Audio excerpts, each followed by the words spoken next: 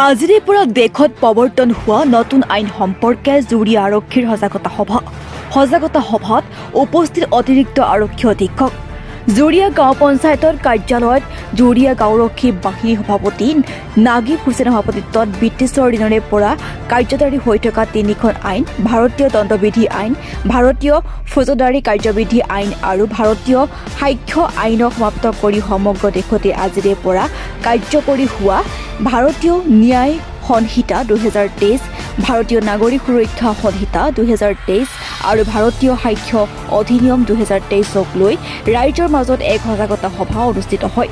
আজিৰ সভাখনত উপস্থিত থাকে নগাঁও জিলাৰ অতিৰিক্ত আৰক্ষী অধীক্ষক প্ৰণৱজ্যোতি কলিতা, জুৰিয়া আৰক্ষী থানাৰ ভাৰপ্ৰাপ্ত বিষয়া সঞ্জীৱ টেৰাং, সমাজসেৱক এমৰান হুছেইন, নেমচুৰ সজাতি দল আমচু সদৌ অসম সংখ্যালঘু সংগ্ৰাম পৰিষদৰ নেতাকে ধৰি ভালে সংখ্যক আৰক্ষী বিষয়া সৰ্বসাধাৰণ পুৰুষ আৰু মহিলা উপস্থিত থাকে।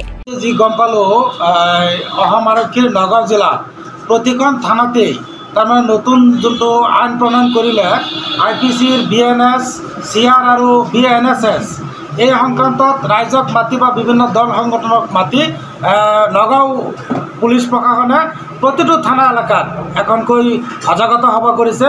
ৰাইজৰ মাজত এই বিষয়ে অলপ আলোচনা কৰিছে। ব্ৰিটিছৰ যোনটো আইন আছিলে সেই আইনটো আধুনিকৰণ কৰি যি ব্যৱস্থা গ্ৰহণ কৰিছে তাক আমি পোনপ্ৰথমবাৰে নগাঁও জিলা আমচুৰ ফালৰ পৰা আমি আদৰণি জনাইছোঁ।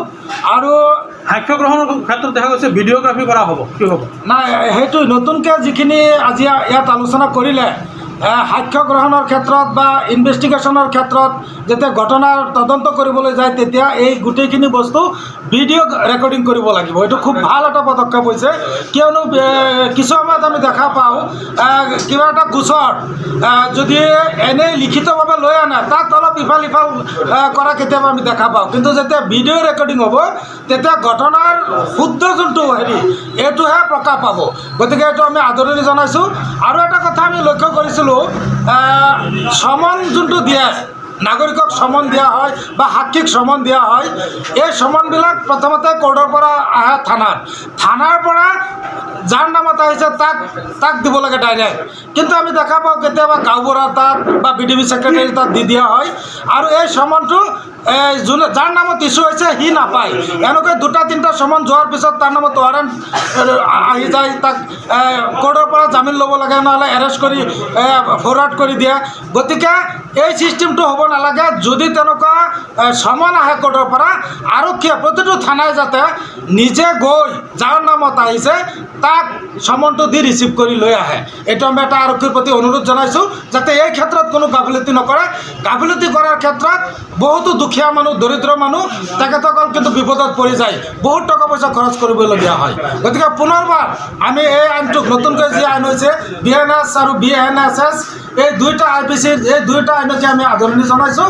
আৰু আইনে যি কৈছে সেইমতে যাতে অসম আৰক্ষী, নগাঁও জিলা পুলিচ আৰক্ষী যাতে সেইমতে চলে আৰু ৰাইজক যাতে সকাহ দিয়ে তাৰ আমি আবেদন জনাইছোঁ। আমাৰ নগাঁও জিলাৰ অতিৰিক্ত আৰক্ষী মহোদয় আহিছে জুৰা থানাৰ সৌজন্য। ইয়াতে আজি নতুন আইন বলবৎ হোৱা ৰাইজক সজাগ কৰিবৰ কাৰণে তেওঁলোক আহিছে। ৰাইজক এই বিষয়ে নতুন আইন সম্পৰ্কে তেওঁলোকে আহিছে আৰু ধুনীয়াকৈ বুজাই দিছে। আজি আমাৰ ভাৰতবাসীৰ কাৰণে এটা ঐতিহাসিক দিন।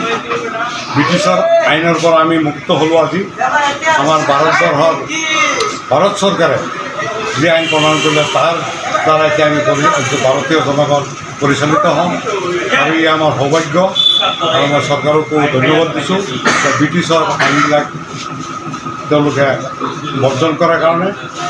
ঠিক সেইদৰে আজি বহুদিন আগতে আপোনাৰ ৰাওলাট আইন, যিখিনি পুৰণা আইন আমাৰ মুক্তিযুঁজাৰুসকলে অমান্য কৰি বাতিল কৰিছিলে, আজি আমাৰ এই আধুনিক ভাৰতবৰ্ষত, স্বাধীন ভাৰতবৰ্ষত আজি চৰকাৰে এই ব্ৰিটিছৰ আইনখিনি বৰ্জন কৰি আমাৰ ভাৰতীয় চৰকাৰৰ দ্বাৰা আজি আইন প্ৰণয়ন হৈছে। এই আইন আজিৰ পৰা লাগু হৈছে।